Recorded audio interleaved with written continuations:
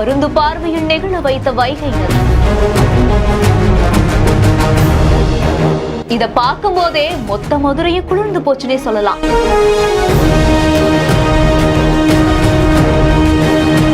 செந்நிறத்தில் இருகரை தொட்டு அசுர வேகத்தில் பாயும் பிரம்மாண்டம்.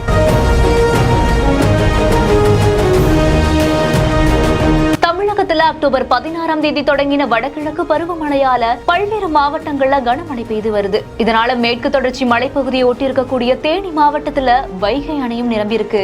71 அடி உயரம் இருக்கக்கூடிய இந்த வைகை அணை பாத்தீங்கன்னா 67 வருஷங்கள்ல இது 36வது முறையா நிரம்புதாமா. முழு கொள்ளளவா இருக்கக்கூடிய 69 அடி நிரம்பினதால உபரி நீரான 2000 கன அடி நீர் வெளியேற்றப்பட்டிருக்கு. இதனாலேயே மதுரை மாநகரம் வழியா பாயக்கூடிய இந்த வைகை நதி செந்நிறத்துல இருகரை தொட்டு அசுர வேகத்துல பாய்ந்து ஓடி இருக்கு. வைகை ஆற்றுடைய அளவு அதிகரிச்சிருக்கிறதால பொதுமக்கள் யாருமே ஆற்றுல இறங்கவோ குளிக்கவோ கூடாதுன்னு அங்க இருக்கக்கூடிய காவல்துறையினர் ஒளிபெருக்கி மூலமா எச்சரிக்கையும் விடுத்துட்டு வராங்க.